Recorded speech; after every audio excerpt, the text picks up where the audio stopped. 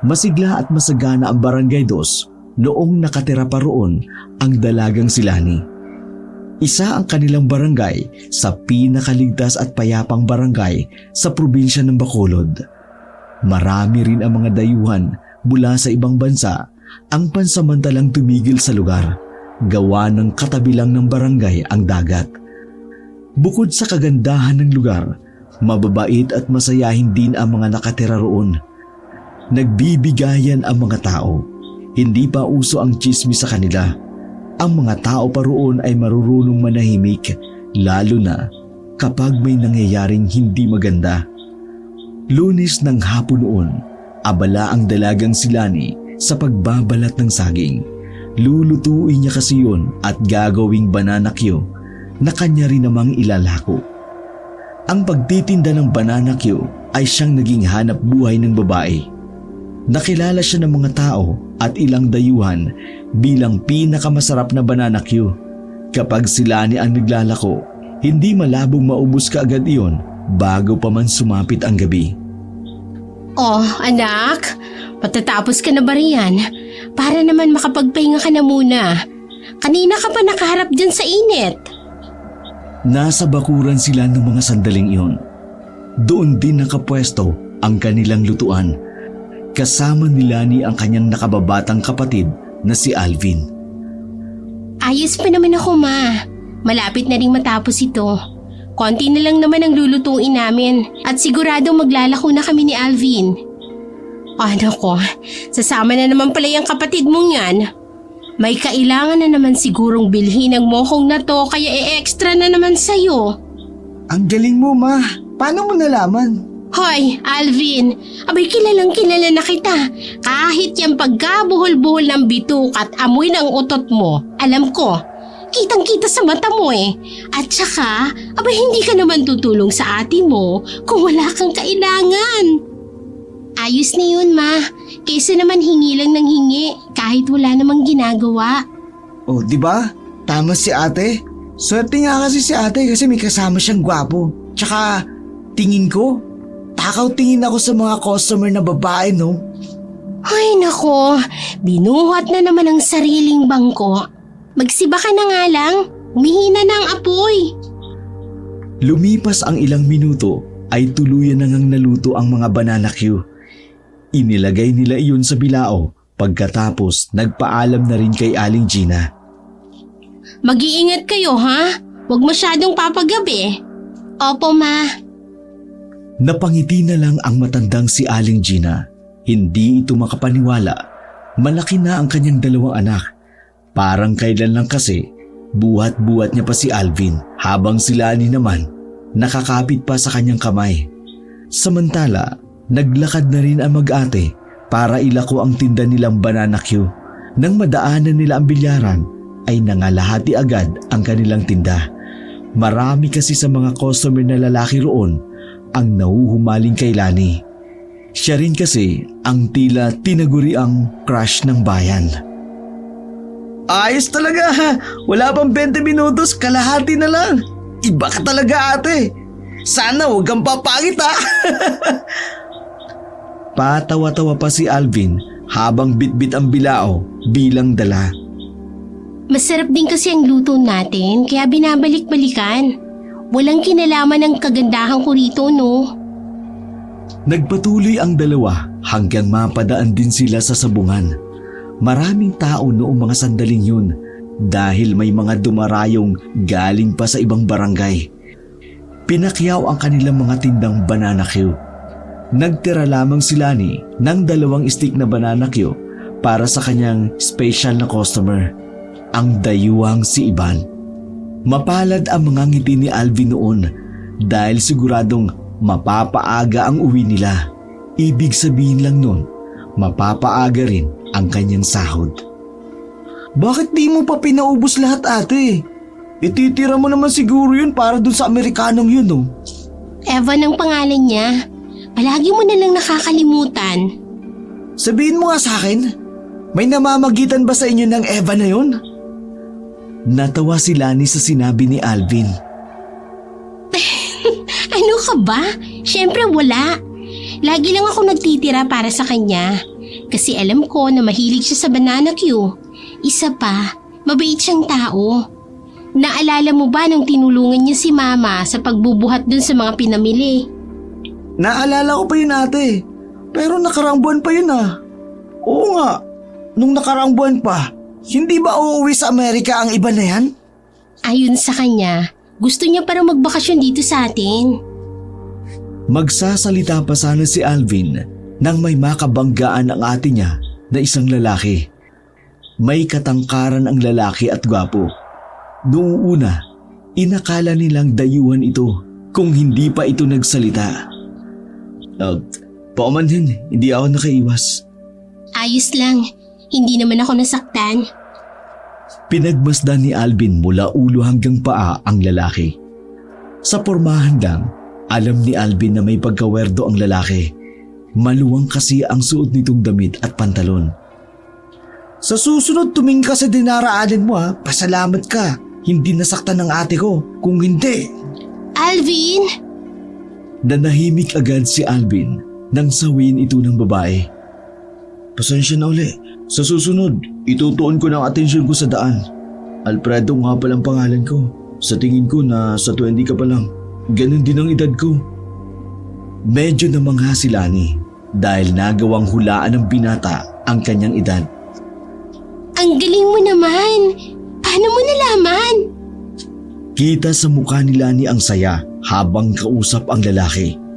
Napailing naman si Alvin dahil nagiging utu-utu naman ang kanyang ate. Si Lani kasi yung tipo ng tao na madali lang kaibiganin dahil madali rin itong magtiwala sa tao. Habang si Lani ay namangha sa sinabi ng lalaki, napangiwi naman si Alvin. Sige nga, hulaan mo nga kung ano mangyayari bukas. Tumingin ng seryoso si Alfredo kay Alvin. Kusang dumarating ang pangitain na hindi inaasahan. Hindi ito basta-basta magagawa kapag ginusto mo lang. Sus, kunwari lang naman yun para makapagpapogi kay ate. Alvin? Hindi mo pa sinasabi ang pangalan mo. Ay, oo nga pala. Lani Lin ang pangalan ko. Pero pwede mo naman akong tawaging Lani. Ang ganda ng pangalan mo. Parang ikaw. O sige na, alis na kami. May pupunta pa kami ni ate. Doon sa special someone ni ate. Special someone? Hindi makasagot si Lani nang hilahin siya paalis ng kapatid. Nakita nilang kumakaway ang lalaking si Alfredo habang sila ay naglalakad papalayo. Ikaw ata ang bilis mo magtiwala. Mamaya niyan, masamang tao yun. Ikaw naman, Alvin, ang bilis mong manghusga. Hindi mo nga kilala ang tao eh. Ang kulit mo naman. Ako yung 18 years old dito pero parang ako yung 20 years old. Napailing lamang ang binatang si Alvin. Makalipas ang ilang sandali ay nakarating na rin sila sa tapat ng apartment ng dayuhang si Ivan. Sakto namang palabas na ng bakuran ang binatang kano. Oh, nice to see you again, Lonnie. How are you? Ngumiti ng malapad ang dalaga habang si Alvin naman ay nagtatago sa likuran ng babae. Ngumiti ng malapad ang dalaga habang si Alvin naman ay nagtatago sa likuran ng babae. Hindi niya kasi alam kung paano makikipag-usap gamit ang wikang Ingles. I'm fine, thank you. By the way, here's the 2 banana Q. Tinira ko yan. I saved this too, just for you. Napahawi sa buhok ang binatang kano. Kitang-kita ang pamumula nito sa muka dahil sa kaputian nito. Oh, I'm so touched. You're so very sweet. You know, I love bananas so much. Thank you. Here is my payment and give the change. Thank you so much. Oh, wait. He's your brother, right? Kainis, napansin pa ako. Yes, he's my younger brother. Hey there! How are you? Siniko ni Lani ang binata para piliting makipag-usap dahil ayaw naman ni Alvin na magmukha siyang bastos. Nilakasan na lamang niya ang kanyang loob. I'm fine, thank you. Oh, what's your name? My name is Alvin. Are you studying or working like your ate? I'm studying, but today and tomorrow and another many tomorrow is vacation, summer. Yeah, we are vacation, so I don't studying. While I'm not study, I'm helping my ate to work with Banana Q and earn money too. Because sooner I will build my own family. Many family. Natawa ang binatang si Ivan habang napakamot naman sa ulo ang kanyang ate. Parang kakain naman sa lupa ang binatang si Alvin, lalo pat narinig iyon ng isa pang Amerikanong napadaan. I get it. You're on vacation now and you're helping your ate to earn money so you can buy what you want except your family because you're too young. And money can't buy family. Parang tanga si ate. Tumawa ka rin, no? Dapat kasi itong mga dayuhan na ito matutong managkalog. Sila yung dayuhan dito tapos tayo pang mag-a-adjust. Alvin, bibig mo. Don't get mad, Alvin. I'm just happy for Lani. Seeing her with someone who can help her to make feel better. I remember my first time here. I'm so worried for Lani because... Napatigil ang sasabihin ng kano nang may isang ali ang nadapa sa kanilang harapan. Takot na takot ang ali. Tutulungan sanang tumayo ni Ivan at Alvin pero umiwas sa kanila ang babae. Anong problema mo, ate? Tell us the problem so we can help you. Ay, hindi! Hindi! Demonyo siya! Nakikita niyang mangyayari! Nakikita niya! Nagkakatotoo! O kayo! Huwag niyo siyang kakausapin! Malas siya sa buhay nating lahat! Magiging magulong barangay 2 ngayong nandito na siya! Maya-maya lamang ay may mga dumating na ring mga tanod. Nalaman nila Lani na ang babae pala ay may problema sa pag-iisip. Tulong-tulong ang 4 na lalaki na kunin ang babae bago ito umalis. Nag-iwan pa ito ng salita kay Lani. Ikaw, babae ka! Mag-iingat ka! Tuluyan nang nailayo ang babae sa kanila. Umiling na lamang si Alvin. Try to understand her. She's mentally challenged. Yeah, you're right. By the way, Lani, are you free tonight? I just want to be with you later, if that is okay with you. She is not okay with you. She is busy person at night. And my mother will angry if my ate go outside when the son is sleeping. I understand. Maybe I will go directly to your house and formally ask permission from Aling Gina. No need. That's great. Okay, see you later. We need to go home. Naglakad palayo ang magkapatid habang kumakaway pa ang kano na si Ivan. Bakas na bakas sa mukha ng babae ang labis na kaligayahan. Itong si ate gustong gusto rin.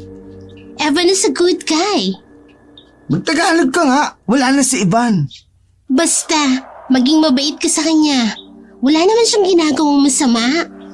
Hindi ako sanay na may ibang lalaki sa buhay mo. Maliban sa amin ni Papa, no? Kailangan mo nang masanay ngayon pa lang. Malay mo, sa susunod na taon, ikasal na ako. Ewan ko sa'yo, ate. Basta huwag mong kalilimutan ng sahod ko, para wala tayong problema. Masayang naglakad pa uwi ang magkapatid. Nang makauwi na sila, ay hindi mawala sa isipan ni Lani ang sinabi ng ali sa kanya. Kahit pa man may sakit iyon sa pag-iisip, hindi niya maiwasang hindi kabahan. Sa pakiramdam niya, parang may gusto talagang sabihin ang ali na yun. Samantala, nang sumapit na ang gabi, ay pumunta nga si Ivan sa bahay nila Lani. Ito ay para magpaalam ng normal ang dayuhan sa mga magulang ng dalaga. May mga dala pa itong prutas na nakalagay sa maliit na basket. Lumapad ang ngiti ng ginang na si Aling Gina nang makita si Ivan na nasa labas. Simple lang ang pananamit nito, pero makikita ang pagiging elegante at desente nitong tao. Ay, Diyos ko! Napakagwapo naman ng taong nasa labas. Lani, bilisan mo na riyan. At hinihintay ka na yata ng lalaking ito. Lumapit si Ivan sa pintuan at hinarap si Aling Gina. Good evening, tita. I just want to ask your permission. No, it's okay. Lani already told me that, so my answer is yes. Napangiwi naman si Alvin na nasa gilid habang nangunguya ng tinapay. Ito naman si mama hindi malang humindi. Payag agad, pambira. Bata ka pa, Alvin. Hindi mo pa maiintindihan ang mga ganitong bagay. Ma, 18 na ako. Mas matured pa nga ako mag-isip dyan kesa kay ate. Don't worry, Alvin. I will take care of your sister. Ngumiti pa ang Kano na siya namang kinairita ni Alvin. Hindi kasi talaga siya boto sa Kano na yon. Bukod kasi sa mahirap itong kausapin, ayaw din ni Alvin na mahaluan sila ng ibang lahi. Make sure that my ate will safe with you. If my ate is dangerous, your life will become in danger too. Mark my word. Oh, okay, I remember that. Ay, Diyos ko! Akala mo naman talaga kung sino itong batang ito. Alvin, mabuting tao yan si Ivan. Ivan, just with my daughter. Bring her home safely, okay? Ilang sandali pa'y natapos na rin mag-ayos ang dalagang si Lani. Tila humikinang ito sa kagandahan. Napanganga naman ang dayuhang si Ivan. Sa palagay ng Kano, yun na yata ang pinakamagandang babaeng nakita niya sa Barangay Dos. Oh my God! You're so beautiful, Lani. Lumapit si Lani sa kanila habang nakasuot ng pulang dress. Todo makeup din ito at talaga namang naka-cutics pa ang mga kuko sa daliri. Okay. You two may go now. Take care and enjoy. Thank you so much, Project Trust. I will take care of your daughter. Umalis na rin ang dalawa. Nakakapit pa ang babae sa lalaking si Ivan. Mga ilang minuto lang ang nakalilipas. Nakarating na rin sila sa dalampasigan. Umupo sila sa buhanginan habang hawak ang tig-isang beer. Evan, are you sure you like here? Yeah. Don't you like the ambience? No. I just thought that, we're going to bar, so I wear my dress. Oh my God, I'm sorry, but this is the spot I want to. No, it's okay. It's my fault. Because I overreacted. Yung invitation mo. Yeah, it's my fault. If you want, after this drink, we can go to bar near our barangay. Wait. Natigil si Ivan sa pagsasalita nang may makita itong lalaking nakatayo sa gilid ng puno ng niyog. Nakatingin iyon sa kanila. Kaya naman, nakaramdam ng pagkailang ang dayuhan. What's the problem? That guy, you know him? Tiningnan din nila ni ang lalaki. Hindi man lang ito gumagalaw. To darkness. I can't recognize him. Stay here. I'll talk to him. Naiwang mag-isa si Lani sa kanyang kinauupo ang buhangin. Paglapit ni Ivan doon, kinausap nito sandali ang lalaki. Pagkatapos ay umalis na rin ang lalaki at binalikan na rin siya ni Ivan. Who's that? Stranger, he's just viewing. Never mind him.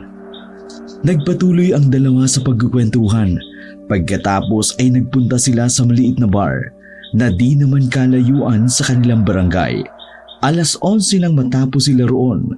Hindi naman gaanong nag-inom ang dalawa roon. Nakipagsayawan lang sila at kantahan. Dahil alanganing oras na rin ng gabi, ay wala na rin silang nakasabay na tao sa daan. Basayang nagkwentuhan na lamang ang dalawa kahit parang halos dumugo na ang ilong ni Lani. Mga ilang sandali lang ay sabay silang napalingon sa likuran. Nakaramdam kasi sila na para bang may tao sa halamanan. Oh, what's that? I don't know. Mula nang maramdaman nila iyon, napapadalas na ang paglingon nilang dalawa. May konting kaba na rin silang nararamdaman. Who's there? Why are you following us? Walang tumutugon, pero naririnig nila ang mga kaluskos sa gilid ng halamanan. I think we can go past na. Agad na kinuha ni Ivan ang kamay ng dalaga at tumakbo sila. Tila sumasabay na rin sa kanila ang sumusunod. Nang mapalingon sila ni sa itaas, nakita niyang may malaking ibon na lumipad patungo sa kabilang puno. Nalito ang dalawa kung anong klaseng ibon iyon, pero isa lang ang alam niya, hindi iyon normal. Nang matanaw na nila ang arko ng kanilang barangay, nakahinga na rin ng maluwag si Lani. Napatigil sa tapat habang hingal na hingal. Oh, you okay? Yeah, but I saw a bird there. A big bird with large wings. Are you sure that's a bird? What do you mean? Are you familiar with the aswang? Nagtaka si Lani sa sinabi ng binata. Para kasi sa kanila, bihira lang naman kasi sa mga turista ang may alam sa mga urban legend ng Pilipinas. Yeah, I know that. You think that's aswang? Natawa si Ivan. Oh, that's ridiculous. Let's go. Ihahatid na kitang. Nakauwi ng ligtas ang dalagang si Lani sa tulong ni Ivan. Masaya naman si Lani sa kanilang pinagsamahan kahit pa nagkaroon ng kaunting katatakutan. Pagpasok ni Lani sa kanilang bahay ay naabutan niya ang amang si Dante na nagkakape. Nakatingin iyon sa kanya ng seryoso. Hi, Pa. How are you? English ka ng English dyan.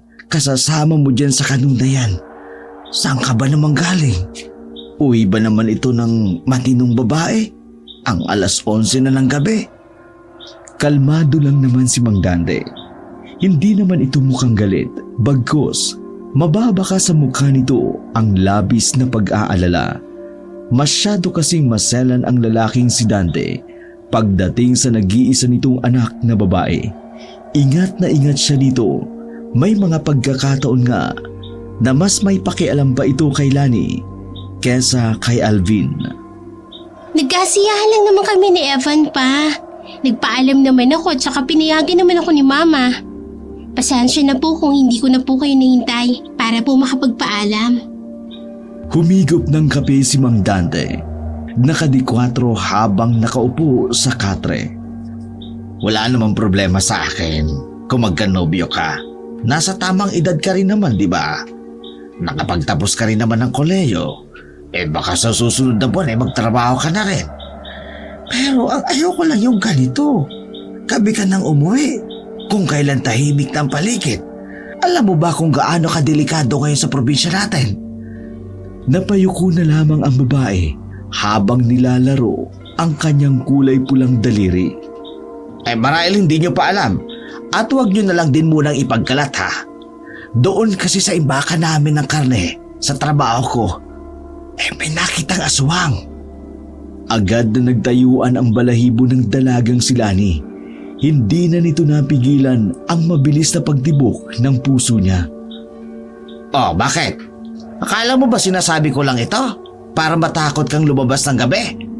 Kahit pumunta ka pa sa trabaho ko, maririnig mo lang doon ay kwento tungkol sa aswang na nakita namin. Pa, paano ba nakarating ang aswang na yun sa inyo? Kung totoo man. Warehouse kasi ng karne yung trabaho ko, di ba? Ang mga aswang daw kasing yan, karning hilaw ang kinakain. Yung isa naming kasabahan, siya mo yung nakakita. Tinawag niya kasi kami at pasimple naman kaming nanood. kung paano tapyasin ng aswang yung karne ng baboy na nakasabit sa bakal. Maitim ang balat tapos parang luluha na ang mata. Tapos parang may kung ano siya sa likod. Pakpak ata yun. Basta Lani, nakatatakot. Kanina lang yan nangyari pa? Kahapon pa ng gabi. Pauwi na kami noon.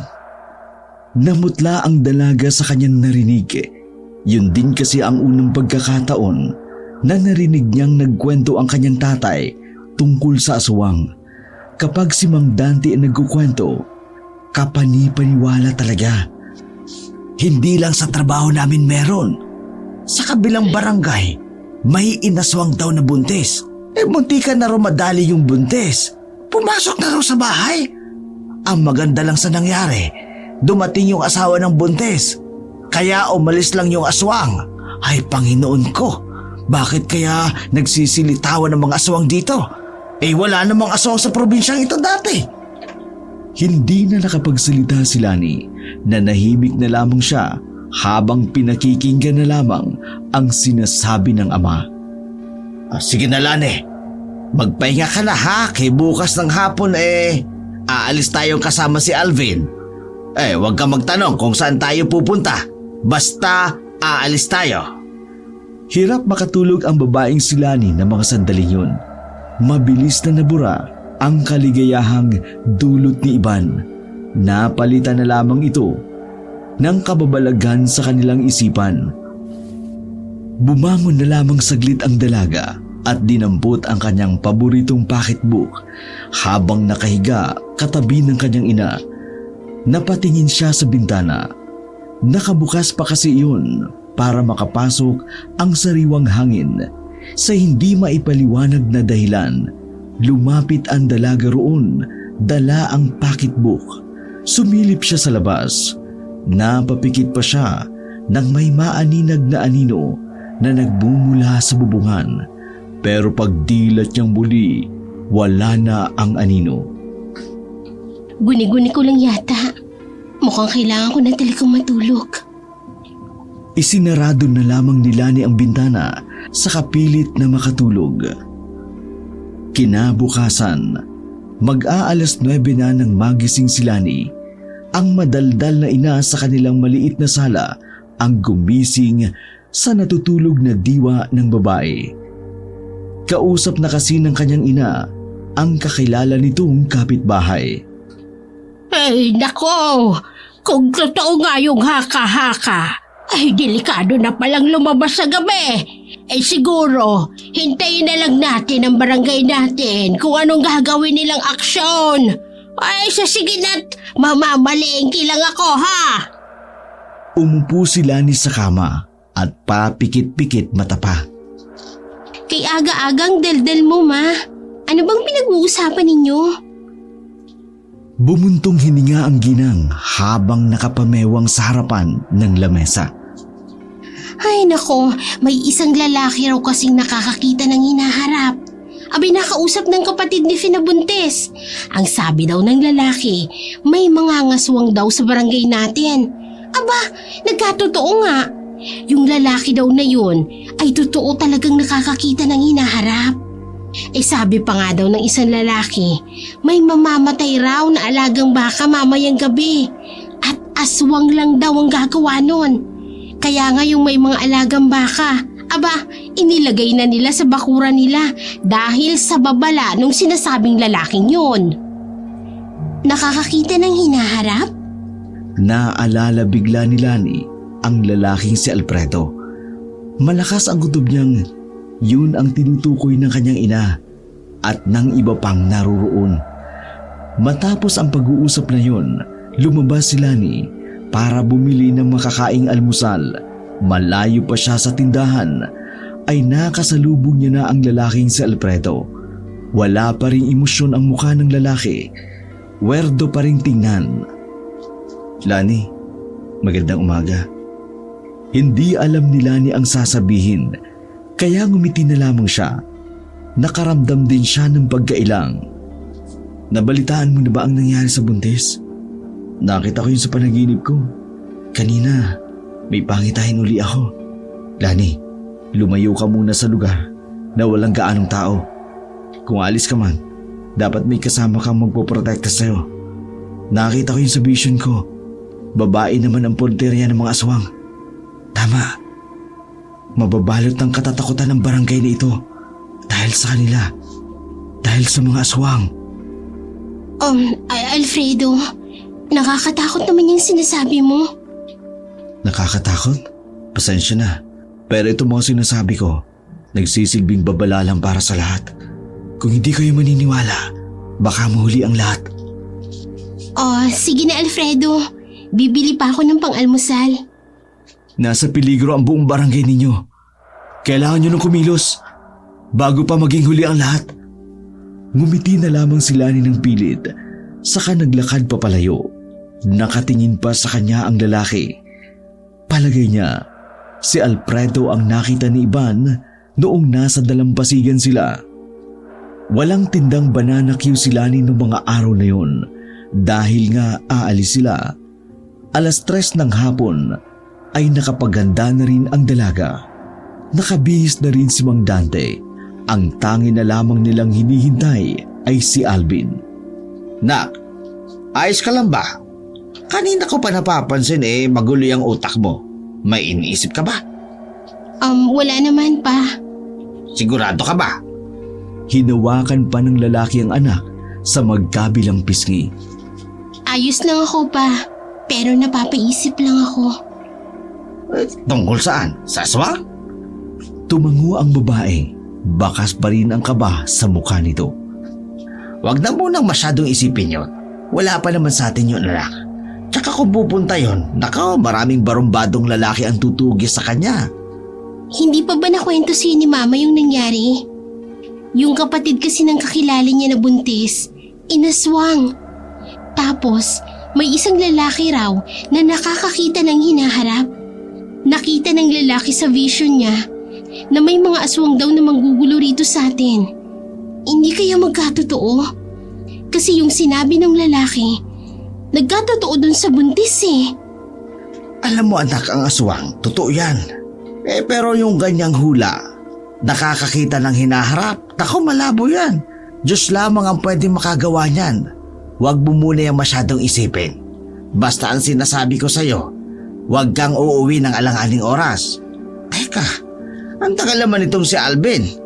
Mukhang nagdadasal pa sa banyo. Naiwang nakatayo si Lani sa kabilang pintuan. Pinilit na lamang niyang ikonsidera ang punto ng kanyang ama. Nang sa ganun, mabawasan kahit papano ang kanyang pag-iisip. Makalipas ang ilang minuto, umalis na rin sila ng bahay. Habang nakasakay ng tricycle papunta sa bayan, ay nagsalita si Alvin. Ate, nakita ko kanina si Ivan. Naglalakad siya tapos nakasimangot. Nag-away ba kayo? Ha?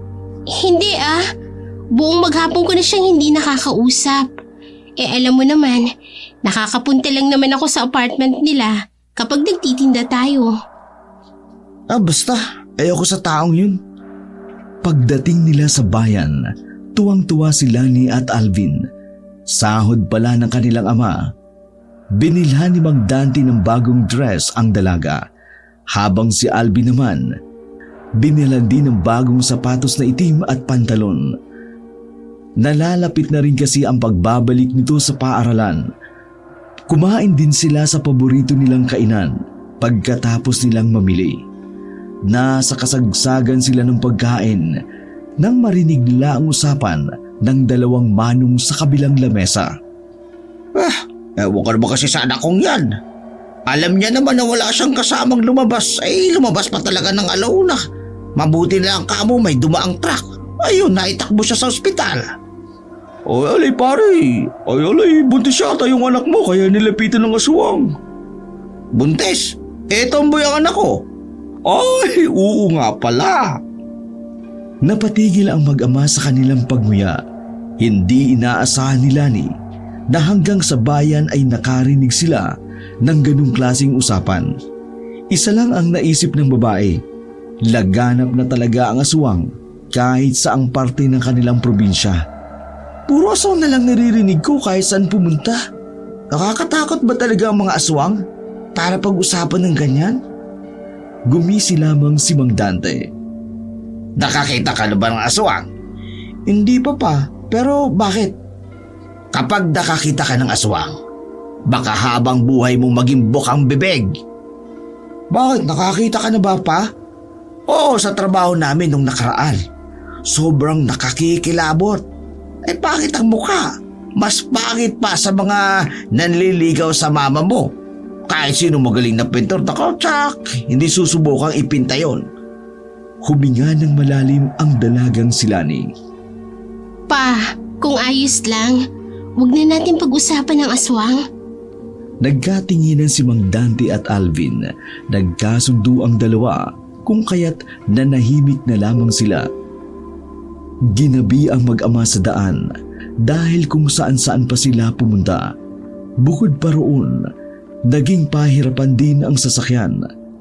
Pero maswerte naman sila nang may napakiusapan silang tricycle driver. Dakong 7:00 na ng gabi nang makauwi silang tatlo. Wala si Aling Gina sa bahay. Nakakandado ang pintuan, kaya naman tumambay muna ang tatlo sa bakuran. Lani, pahanap nga muna sa nanay mo sa kabilang bahay. Baka nandun na naman. Gusto ko nang mahiga eh. Sasamahan ko na si ate. Aba, mabuti pa nga. Pinuntahan nila ang bahay ng kaibigan ng kanilang ina. Pero bigo sila dahil wala naman iyon doon. Kaya naman, naglakad pa sila patungo naman sa iba pang bahay. Pero bago sila makarating doon, may nadaanan silang isang bahay na may ingay sa loob. Naririnig mula sa labas ang babaeng umiiyak na para bang takot na takot. Ate, ano kaya yun? Masama ang kutob ko, Alvin. Tumawag na tayo. Hindi na siya ni Alvin nang makita ang lalaking lumabas sa bintana ng bahay. Nagtago sila sa halaman habang nakasilip doon. Lumabas ang lalaki sa bakuran. Tumingin-tingin pa sa daan kung may ibang tao. Maya-maya lang, bigla na lamang iyong gumapang paalis. Tila may bumarang bato sa lalamunan ng magkapatid nang mapagtantong aswang pala ang lalaking iyon. Wala na rin ang iyak at sigaw ng babae sa loob, kaya nasisiguro nila may nangyari ng hindi maganda sa babae. Umalis na tayo. Kailangan na natin makapagsumbong sa barangay. Totoong aswang yun. Mamaya na. Exciting kaya makakita ng aswang. Exciting na pinagsasabi mo. Baliw ka ba? Hindi nga natin alam kung anong nangyari sa babae sa loob ng bahay. Tara na kasi. Tara na. Wala nang nagawa si Alvin nang sapilitan siyang hawakan sa kwelyo at hilahin palabas doon. Kumaliwa sila ng daan patungo sa barangay. Nang makarating ay walang patumpik-tumpik na sinabi ni Lani ang nangyari. Noong una, nagkatinginan pa ang mga tanod habang ang kapitan naman ay napanganga na lamang. Wala ho ba kayong narinig? May aswang na pumasok sa bahay ng isang babae. May aswang! Hoy! Tila nabuhusan ng malamig na tubig ang mga yun, saka parang nakabalik sa katinuan. Ben, samahan natin si Lani. Ramdam kong totoo ang sinasabi niya. Dahil walang magandang nilalang ang magsisinungaling. Kilos! Kilos! Nakornihan man si Alvin at Lani sa kanilang narinig, hinayaan na lamang nila. Mabilis na umalis ang mga tanod at ang kapitan, kasama ang magkakapatid. Nang datnan nila ang bahay ng nasabi ng babae, namulagat ang mata ng lahat. Sa pintuan ay may nakandusay palang isang lalaki na duguan ang liig. Hinala nila, yun ang asawa ng babae. Nang pasuki naman ng mga tanod ang loob, halos masuka sila sa kanilang nakita. Wakwak ang tiyan ng babae. Dilat pa ang mata nito na nakalabas pa ang dila. Kap! Wala nang buhay dito! Parang nanghina si Lani sa mga sandaling yun. Naisip niya kung mas maaga siguro silang napadaan doon, may pagkakataon pa sana silang mailigtas ang mag-asawa. Ayon sa mga tanod, hindi naman daw buntis ang babaeng biktima, kaya malaking palaisipan sa kanila kung papanong pati ang babaeng yun ay biniktima. Sa ideyang yun, napagtanto ni Lani na kahit hindi pala buntis, basta babae, siguradong delikado ang buhay sa aswang. Ano? May biktima ang aswang dito sa barangay natin? Gulat na gulat si Mang Dante nang ibalita sa kanya ni Lani at Alvin ang mga nangyari. Nasa loob sila ng bahay ng mga sandaling yun dahil nakauwi na rin si Aling Gina. Naku, totoo ba yan? Baka mamaya nagbibiro na naman kayo, ha? Pa, ma, totoo po. Sa katunayan, nandun pa nga po ang bangkay sa bahay nila. Hindi pa ho nakukuha dahil wala pa yatang mga pulis. Napakapit na lamang si Aling Gina sa braso ni Mang Dante dahil sa takot. Ito na nga ba yung sinasabi ko eh? Dapat talaga may gagawing aksyon ng barangay natin. Hindi na yan maganda. Mukhang pati nga sila kapitan takot din eh. Kanina nga halos magsusuka sila. May iba pang tanod, bigla na lang nawala roon. O Lane, ayan yung sinasabi ko sa'yo. Kaya buntis man o hindi, puntirya ng aswang basta babae. Kaya ikaw ha, wag na wag kang lalabas na mag-isa. Hanggat maaari, dapat kasama mo si Alvin. Nagmukha naman akong chaperon yan pa. Bas maayos yun, kesa naman mapahamak ang ate mo. Sabay-sabay silang napalingon sa labas nang makita ang humahangos na binata na si Ivan. Pagod na pagod itong huminto sa kanilang pintuan. Napatayo na lamang sila dahil sa pagkabigla. Ivan, why are you here? Is there something happen? No, I just want to make sure that you are safe.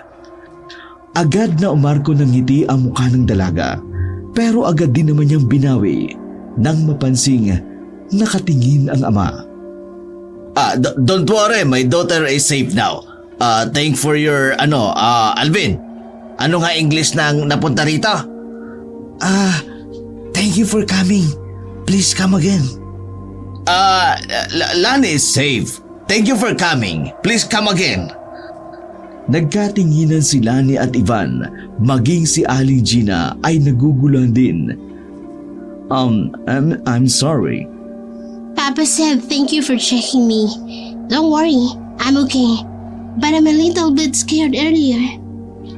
Huminga ng malalim ang kano, saka napasandal sa gilid ng pintuan. Glad to hear that.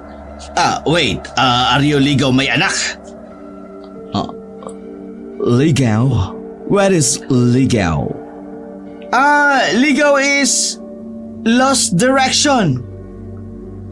Kinurot ni Lani ang kapatid para manahimik ito. No, I'm not ligaw, Lani. I will guide her always so she can be safe. Napailing na lamang si Mang Dante dahil sa ginawang kalukuhan ni Alvin. Okay, you may go home na. Tumango naman ang kano, saka naglakad na rin ito. Kumaway pa ang lalaking dayuhan bago ito tuluyang nakalayo. Mukhang seryoso ang kano na yun, anak ha. Nag-aksaya pa talaga ng oras para pumunta rito, kahit alam niyang delikado naman. Magkaibigan lang naman kami ni Ivan, pa. Ilang araw ang nakalipas, mas lalong nabalot ng katatakutan ang kanilang barangay dahil kay Alfredo. Nagsimula na rin kasi itong magbigay ng babala sa barangay at sa ilang residente. Ayon sa lalaki, nagkaroon na naman daw ito ng panibagong pangitain. Isang babae raw ang kukunin ng mga aswang dahil ito ay ipakakasal isa sa mga aswang. Kung marami ang natuwa dahil sa nagsilbing paalala at babala ang pangitain di umano ni Alfredo, may mangilan-ngilan din naman na nagsabi, Baka si Alfredo ang aswang dahil tuwing may sasabihin itong pangitain, talagang nangyayari. Narinig mo na ba ang usap-usapan ngayon, Dante? Alin ba, yung dun sa lalaki nakakakita ng hinaharap? Kung kailan aatake ang mga aswang? Oo, yun na nga. Alam mo ba, pinapaimbestigahan na siya nila kapitan. Aba, bakit naman? Dapat nga nagpapasalamat sila sa tao kasi nabibigyang babala ang mga tao nang sa ganon, makapag-ingat ang lahat. Ang sabi kasi ng karamihan, aba yung Alfredo daw na yun ang aswang. Kasi isipin mo, kapag may sasabihin siya, may nangyayari. Ay di kaya alam niya nang mangyayari yun. Kasi siya rin naman yung gagawa. Ay naku Gina, masama yan nagbibinta ka. Sige na nga at babalik na muna ako sa trabaho ko. Kukunin ko lang yung inutang kong karne. Wag na wag mong palalayuin ang anak mong babae, ha? 5:00 na. Malapit ng gumabi. Nakaramdam ng pagkabahala si Lani sa narinig niyang usapan ng kanyang mga magulang dahil kung totoo nga na si Alfredo ang aswang, ibig sabihin lamang pala noon ay nakaharap niya na ang aswang. Nagtindigan ang kanyang mga balahibo. Mas lalo tuloy siyang natakot na lumayo ng kanilang bahay. Mula na maging laman ng usapan si Alfredo ng mga tao, saka lamang niya napansing may mga werdong bagay sa lalaki. Isa na nga rito, ang kawalan ng emosyon ng lalaki sa mukha.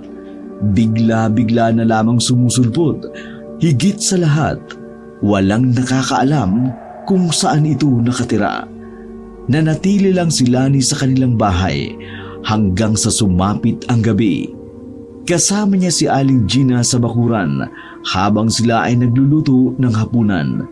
Wala si Mang Dante at Alvin noong mga oras na yun. Hindi pa nakakauwi si Mang Dante habang si Alvin naman ay nasa galaan. Ay Diyos ko, itong kapatid mo. Alam nang delikado sa daan, may gumagala pa. Malilintikan talaga tong batang ito kapag nakauwi dito. Abala lang sa paghahalo ang ginang sa malaking kawali. Lalaki naman si Alvin, ma. Ang punteriya ng mga aswang, mga babae. Ay, huwag tayong pakakampante, anak. Traidor daw ang mga aswang, sabi ng matatanda. Paano ba malalaman kung aswang ang isang tao? Napaisip ang ginang. Umupo ito sa gilid ni Lani sa tapat ng pinto. Maging ang ginang din ay walang ideya sa mga palatandaan. Hindi rin naman kasi ito na-expose noon sa mga kwentong aswang dahil payapa nga ang kanilang barangay noon. Hindi ko rin alam, anak. Pero ang narinig ko sa matatanda, kapag ang aswang daw ay nagpapanggap na tao, hindi sila masyadong nagagalit. Kasi kapag nagagalit daw sila, doon daw lumalabas ang totoo nilang anyo. Ganun ba, ma? Ay bakit? May idea ka ba sa kung sino? Umiling-iling si Lani, pero ang totoo, pinanghihinalaan niya na rin si Alfredo. Lumipas ang mga sandali. Nakauwi na rin si Mang Dante at Alvin. Magkasama silang kumain noon, mga bandang 8:00 na. Meron silang pinag-usapang isang bagay na nagpalingon kay Mang Dante sa bintana. Napansin din naman iyon ni Aling Gina, kaya naman agad itong nagtanong. May problema ba, Dante? Para kasing may nakita akong dumaan sa labas ng bintana. Alvin, silipin mo nga kung sino yun. Napatigil sa pagmuya si Alvin. Kita rin sa mukha nito ang kaba, pero wala siyang magawa kundi sundin na lamang ang utos ng ama. Tumayo ang binata, dala ang tinidor. Dumungaw ito sa kanilang bintana. Umiling nang wala namang makita. Sigurado ka ba? Tingnan mo nga maigi, lumabas ka. Ano ka ba, Dante? Baka mamaya kung ano na yan, pinalabas mo pa. Ay nako, ako na nga lang. Napalunok ng laway ang dalagang si Lani noon. Ayaw man niyang sabihin, pero nararamdaman ni Lani na may masamang mangyayari. Lumabas si Mang Dante. Sinuyod niya ng tingin ang madilim nilang bakuran. Tanging liwanag lamang ng buwan ang nagsisilbing ilaw. Sinuri din niya ang halaman sa paligid ng bahay pero wala naman. Nang papasok na sana siya sa loob ng bahay, nakita ng matanda ang anino mula sa taas ng kanilang bubungan. Hinila kaagad papasok ni Alvin ang kanyang ama nang mapansin din ang mga anino. Pa, anong meron? Walang lalayo. Dumikit lang kayo sa akin. Hindi makakalapit ang mga yan. Nilabas ni Mang Dante ang isang kulay gintong kwintas. Para itong barya pero may imahe ng mata sa gitna. Isasarado na sana nila ang pinto nang biglang bumaba ang nasa bubong. Hindi nila gaanong naanigan ang muka pero base sa sabog-sabog na buhok, maitim na balat, mga tunog na mula roon, masasabi nilang yun ay mga aswang. Ay naku naman, hindi lang pala isang aswang, Dante. Anong gagawin natin ngayon? Ay, kumalma ka lang. Sabi nang dumikit lang kayo sa akin eh. Nagsalita ang isang aswang, gumamit ng nakatatakot at malaking boses. Ibigay ninyo ang babae. Kailangan siya ng pinuno namin.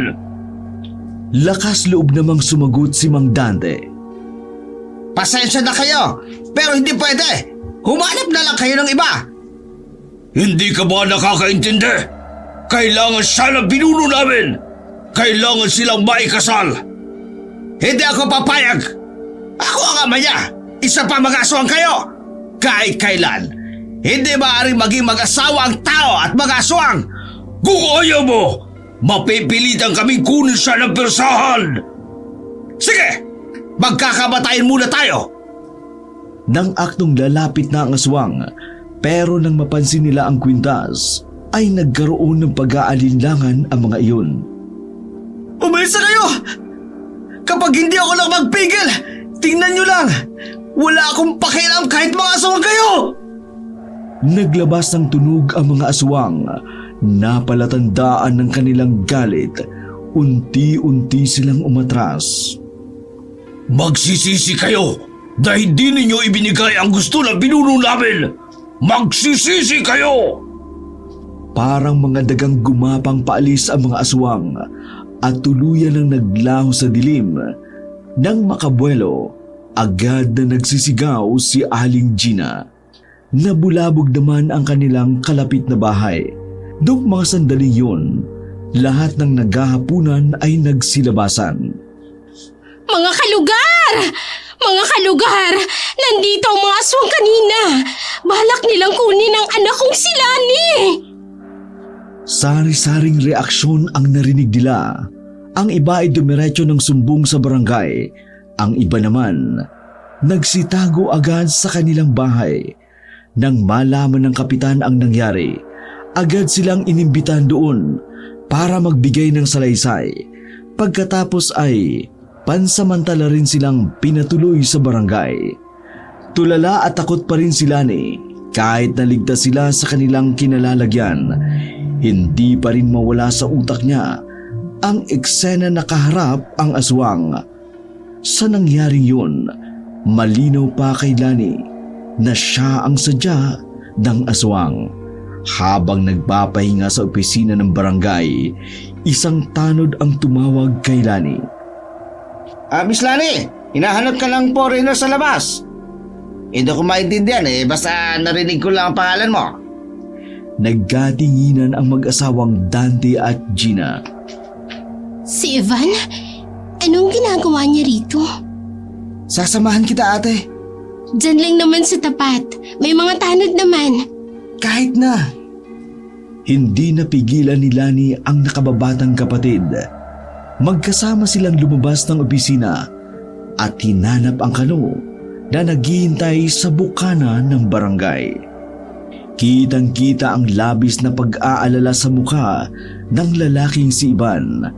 Nang lumapit ito, napayakap pa ito sa babae. "Oh, I'm glad you're safe. Oh my God."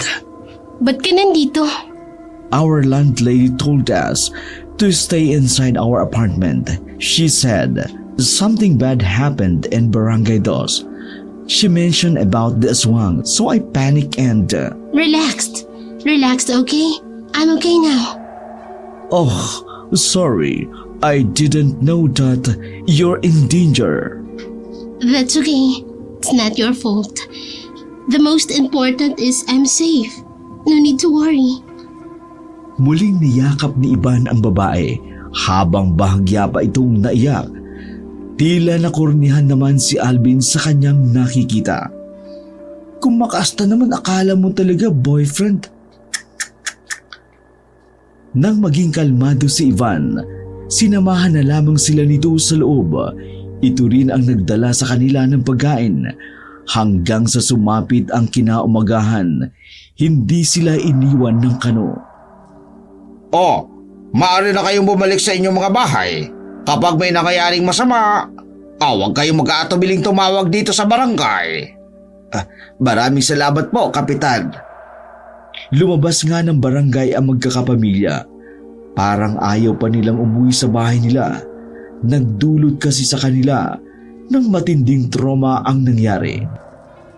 If you don't want to go back, I'm willing to help you guys.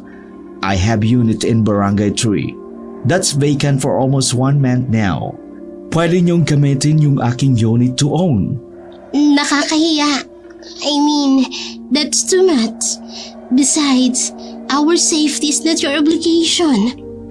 But I want to help. I want you guys to be safe. It makes me crazy thinking that aswang may hurt you. Wani ayoko ng ganun. Tumango ang mag-asawang Dante at Gina. Kahit nahihiya sila sa kano, aminado rin naman sila na delikado pang bumalik sila sa kanilang bahay. We accept your offer, but this is not free. We will pay you if the aswang is gone and we save all. No problem. So we can go now? Nagsimula na silang maglakad para pumunta sa apartment. Naroon kasi ang susi na sinasabi ng kano na apartment. Habang sila ay naglalakad, kumpula naman ang mga tao na kanilang natatanaw sa malapit sa tulay.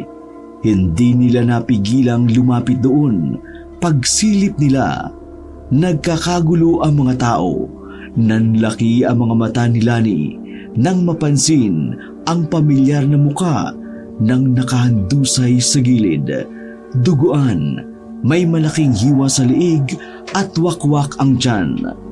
Napatakip na lamang sa bibig si Lani habang pinagmamasdan ang katawan nang wala ng buhay na si Alfredo. Lahat ng hinala niya ay naglaho na lamang na parang bula. Bigla siyang nakonsensya dahil ang pinagbintangan niyang aswang ay isa lamang palang normal at werdong tao. Ate, di ba si Alfredo yan? Hindi makapagsalita ng babae dahil sa labis na pagkabigla.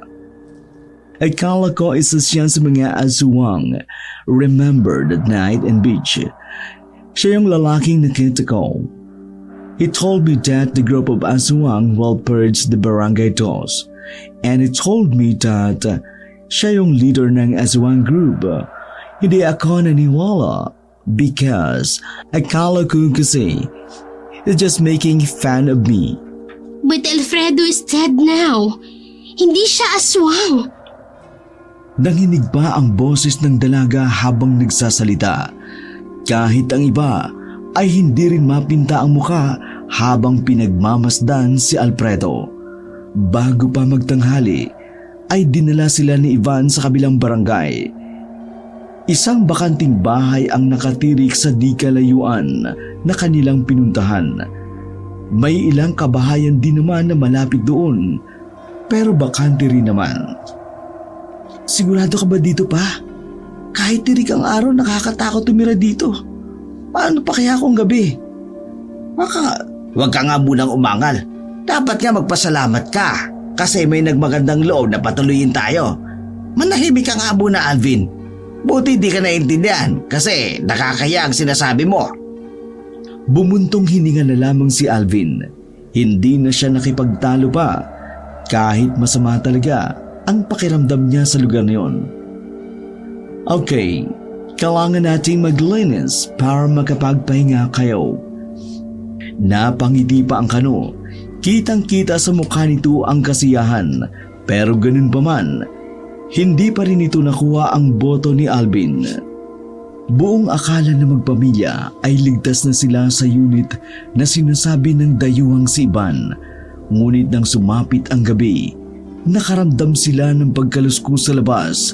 May mga yabag ng paa na parabang tumatakbo at tumatapak sa mga tuyong dahon. Isinarado ni Mang Danting maigi ang pintuan at maging ang mga bintana sa baba at sa taas. Doong mga sandaling yun, umalis si Ivan. Hindi pa nakababalik hanggang sumapit nga ang gabi. Kabadong-kabado na sila dahil mas delikado pa pala ang buhay nila sa bahay na yun. Wala kasi mga tao na maaari nilang mahinga ng tulong. Para bang nagsisisi si Dante na pumayag sa alok ng kano na iyon. Nasaan na ba yung Amerikanong hilaw na yan? Sabi niya kaninang hapon, kukuha lang siya ng pagkain. Gabi na, wala pa rin. May mga umaali-aligid na sa bahay natin. Tapos, wala tayong magawa. Kumalma ka nga, Alvin. Wala namang magagawa yung pagmamaktil mo eh. Yan kasi napapala kapag masyado kayo nagtitiwala na hindi niyo naman kilala. Sa halip na makatulong, naging abala pa. Alvin, kino-question mo ba ang desisyon ko? Hinawakan ni Aling Gina ang asawa sa balikat para pakalmahin ito.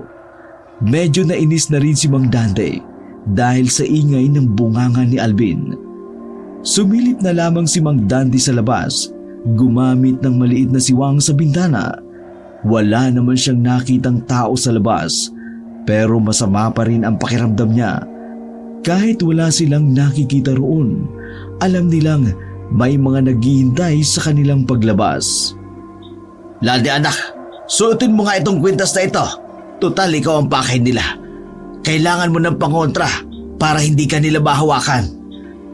Agad na isinuot ni Lani ang kwintas. Hinawakan pa niya ang pendant at sandaling nagdasal habang nakapikit. Pa, kaya ba nating lumabas? Hindi pa pwede. Palagay ko naghihintay din sila sa labas. Alam yata nilang may pangontra tayo. Maghintay na lang muna tayong bumalik si Ivan. Yun ang kinababahala ko eh. Baka napahamak na si Ivan habang nasa daan siya. Huwag kang mag-isip ng ganyan, anak. Ang mga kano, bumabalik talaga yan. Alam mo yung I shall return? Ganon. Si mama naman, dinamay pa yun. Hindi naman si MacArthur yun eh. Huwag nga kayo maingay dyan. Shh! Nakita ni Mang Dante ang imahe ng lalaki sa labas. Napanatag ang kalooban nito nang makita si Ivan na paparating. May mga dala itong plastic. Dandyan na si Ivan. Tila kuminang naman ang mata ni Lani sa kanyang narinig noong mga sandaling yun. Bayani ang tingin niya kay Ivan. Baya-maya pa'y nakarinig na sila ng sunod-sunod na katok. Lumapit si Mang Dante roon at hinawakan ang walis tambo. Aryo Ivan! Yeah, it's me. Open the door. I have something for you guys. Agad na binuksan ni Mang Dante ang pintuan. Bumungad sa kanila ang binata ng may dalang pagkain. I'm sorry guys, I'm very late. Something happened in my apartment. By the way, maaari na tayong kumain. Alam ko si Lani ay gutom na. Thank you so much, Ivan. But, do you notice something weird outside? Like, some men surrounding this house. Nagsalubong ang kilay ng dayuhan at napaisip saglit. There is none. Why? We thought that aswang is here. Tila ba nataranta ang binatang si Ivan? Tumingin-tingin ito sa labas sandali, pero hinila pa rin ni Lani papasok sa loob ng bahay. Aswang is here? Don't worry, I'm here too. Calm down, Ivan. Let's eat first together. Nagsimula na rin silang kumain sa hapagkainan habang sila ay nag-uusap-usap ng mga sandaling yun. Tahimik lang si Alvin na inoobserbahan ang binatang si Ivan. Hindi maipaliwanag ni Alvin kung bakit parang may nararamdaman siyang kakaiba sa lalaki.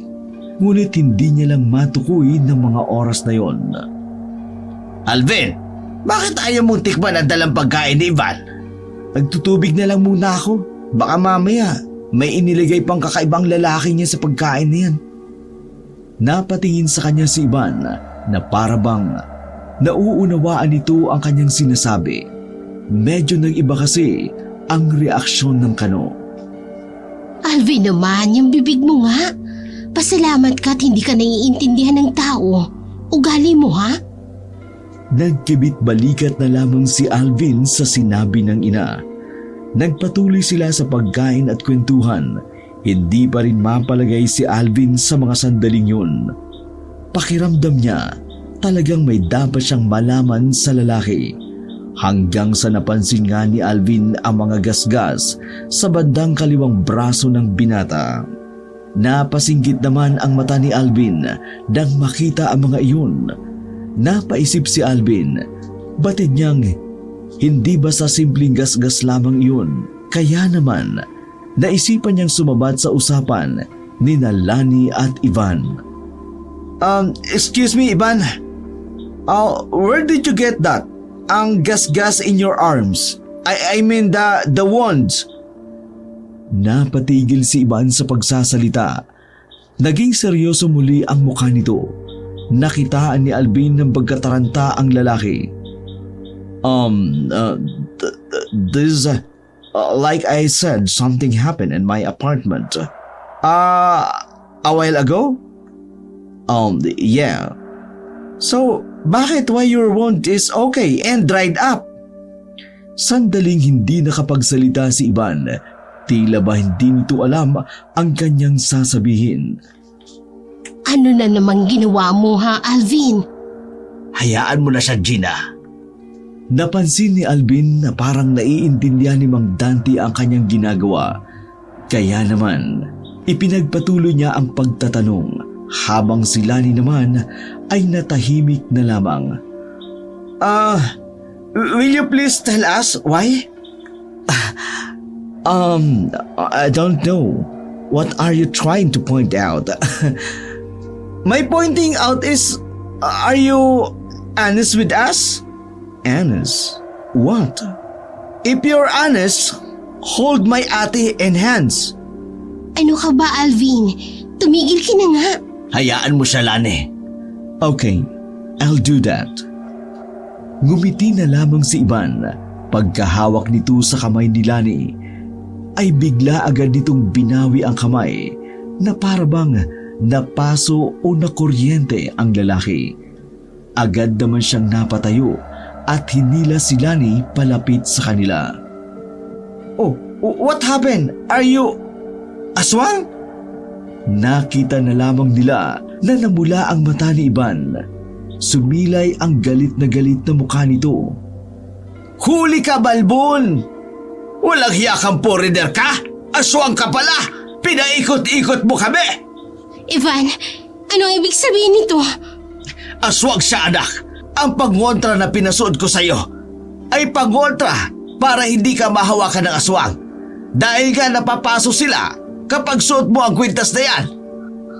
Dahil nahuli niyo rin ako, sisimulan ko na ang karahasan ko. Walang hiya ka? Marunong ka pala mag-Tagalog eh. Kaya pala pangtanga yung English mo. Hindi ka naman pala Amerikano, no? Amerikano ako, pero dito ako lumaki sa Pinas. Pero ano bang koneksyon nun sa magiging kamatayan nyo ngayon? Mabuti pa, ibigay nyo na lang sa akin si Lani. Magpapakasal kaming dalawa. Manloloko, manigas ka. Hindi ako sasama sa'yo. Kung ganon, edi pasensyahan tayo! Humiyaw ng malakas si Ivan para tawagin ang iba pang aswang na nasa paligid lang din. Mga ilang sandali lang ay naramdaman na lamang nila na may mga nasa harapan na ng bahay. Nandito kaming lahat. Handa kaming maghapunan. Pero siyempre, hindi namin gagalawin si Lani. Magiging asawa ko yan. Magiging asawa mo mukha mo! Patuli ka muna! Biglang humarap si Lani papunta sa likuran ni Mang Dante. Diyan lang kayo sa likuran. Total hindi naman sila makakalapit sa akin. Sinunod nila ang sinabi ng babae. Atras sila ng atras hanggang sa mapadikit sila sa gilid ng bintana. Laking gulat nila nang mabasag ang bintana at may pumasok ng kamay. Naabot ng kamay ang leeg ni Mang Dante. Walang ibang choice si Alvin kundi kagatin ang kamay na yun kahit mabaho at marumi. Pwe! Ang alat! Sinubukang lumapit ni Iban sa kanila, ngunit hindi nito nagawa. Unti-unti nang naggalit si Iban. Hindi na ako natutuwa. Pasensya ka na, Lani. Pero mukhang kailangan na rin kitang isama sa hapunan. Binuhat ni Iban ang isang upuan. Ibabato sana nito ang upuan sa babae nang biglang magkagulo naman sa labas. Kasabay din noon, nawala ng malay si Mang Dante at Aling Gina. Tumalab na ang pampatulog na inilagay ni Iban sa pagkain. Si Alvin lang ang gising at si Lani. Hindi tinablan dahil sa pangontra.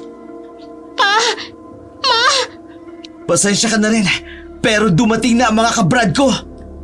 Narinig na lamang ni Iban sa labas ang putukan. Pagtingin niya rito, nag-atrasa na ang mga kasama niyang aswang. Sino ang mga yon?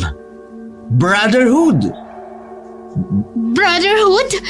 May fraternity ka? Oo ate, huwag kang maingay kay mama at papa ha. Tulog naman sila eh.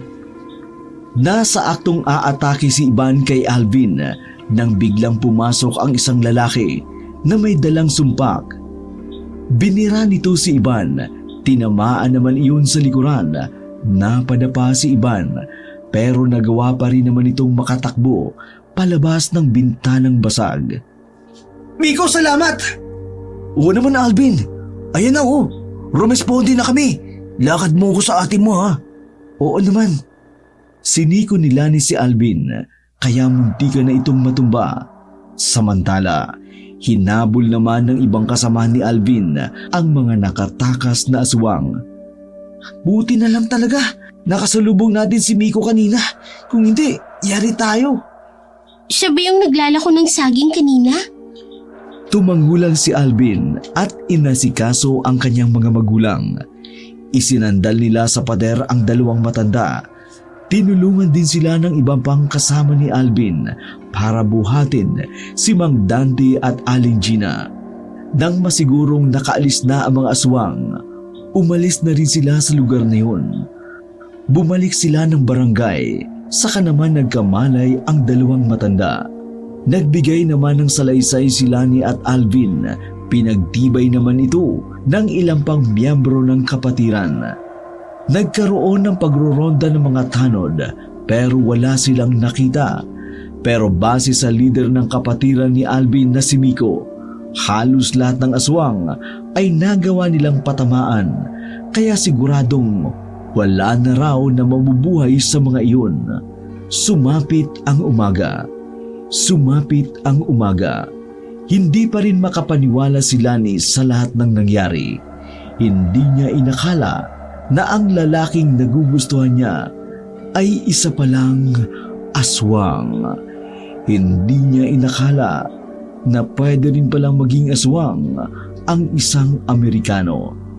Pero base sa iba, baka naging biktima lang din daw ng yanggaw ang dayuhang si Iban. Maya-maya uuwi na tayo sa atin kapag nagkaroon ng update sa paghahanap sa mga aswang. Tumangulang si Lani. Ligtas na tayo anak. Kalimutan mo na si Iban. Magpasalamat ka na lang dahil nalaman ka agad natin kung ano siya. Diyakap na lamang ni Mang Dante ang anak na si Lani. Mga bandang 8:00 ng umaga, nakabalik na rin ang mga tanod na rumuronda. natagpuan nila ang grupo ng mga baboy ramo sa gubat na may tama ng bala. Hinala ng iba na yun ang mga aswang. Tinipon ang mga baboy ramo at sinunog. Makalipas ang 1 linggo, muling bumalik ang kapayapaan sa Barangay 2. Itinuon na lang din ni Lani ang sarili sa paghahanap ng trabaho sa bayan habang si Alvin naman tamang tinda lang ng banana Q. Sa karanasang yun ay natutunan ng dalaga na hindi pala lahat ng mukhang matitino ay mabubuti. May iba rin palang nag-aanyong mabuti para makapanloko. Mula noon, naging mabusisi na si Lani sa lahat ng lalaking kanyang makakaharap. Para sa kanya, mas mainam ng hindi gwapo, basta hindi lang aswang.